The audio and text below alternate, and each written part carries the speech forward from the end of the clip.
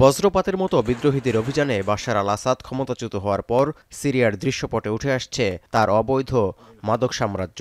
প্রমাণও মিলছে আসবাবপত্র, কৃত্রিম ফল এবং ভোল্টেজ স্টেবিলাইজারের মতো জিনিসপত্রের ভেতরে লুকিয়ে ক্যাপটাগন নামক নিষিদ্ধ ড্রাগ বাণিজ্যের। দোমা শহরের এই পরিত্যক্ত গুদামের মতোই আরও বহু গোপন আস্তানা থেকে চলত মাদক সরবরাহের প্রস্তুতি, যেখান থেকে মানুষের চোখে ধুলা দিয়ে উপসাগরীয় দেশগুলো সহ বিশ্বের বিভিন্ন দেশে ছড়িয়ে দিতে প্যাকেজিং করা হতো ভয়াবহ এই মাদক, এমনটাই দাবি বিদ্রোহী যোদ্ধাদের।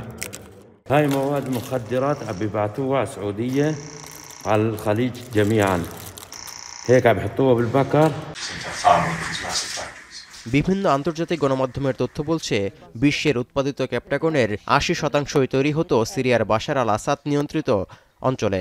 আত্মীয় স্বজন এবং ঘনিষ্ঠ সুবিধাভোগীদের মাধ্যমে এই মাদক কারবার পরিচালনা করতেন আসাদ। এর মধ্য দিয়েই গৃহযুদ্ধে লিপ্ত সিরিয়া পরিণত হয়েছিল বিশ্বের নতুন এক মাদক রাজ্যে। বছরে আয় হতো বিলিয়ন বিলিয়ন ডলার। ক্যাপটাগন ঘুম ও ক্ষুধা নিবারণ ছাড়াও লক্ষ্যে এগিয়ে যেতে মনস্তাত্ত্বিকভাবে শক্তি যোগায় বলে দাবি করে আসছে সেবনকারীরা। তবে এটি বিশ্বব্যাপী নিষিদ্ধ ও অবৈধ হওয়ায় এই মাদক কারবার বন্ধে এখন তৎপর সিরিয়ার নতুন প্রশাসন। কিন্তু কি দিয়ে দেশটির টালমাটাল অর্থনীতি চাঙা করা হবে, তাই এখন বড় প্রশ্ন।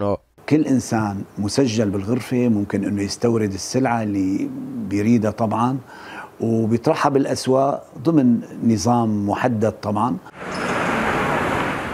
মূলত অবসাদ, সারাদিন ঘুম ভাব নিয়ন্ত্রণে ওষুধ হিসেবে ১৯৬০-এর দশকে ক্যাপটাগন পিলের প্রথম উৎপাদক ছিল জার্মানি। পরে দেখা যায় কয়েকবার খাওয়ার পরই রোগীরা নেশাগ্রস্ত হয়ে পড়ছেন। এরপর ১৯৮৬ সালে বিশ্ব স্বাস্থ্য সংস্থা ক্যাপটাগনকে নিষিদ্ধ ঘোষণা করে। তবে তা অমান্য করে ক্রমশ ক্যাপটাগন উৎপাদনে সিরিয়াকে মূল ডেরায় পরিণত করে আসাদ সরকার।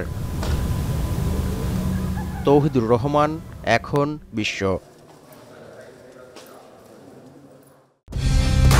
কালার এক্সপার্ট, জর্জ স্যাপ এবং মাইল্ড অন হ্যান্ডস টেকনোলজি সমৃদ্ধ অরিক্স ক্রিস্টাল ওয়াশ আপনার লন্ড্রি এক্সপার্ট।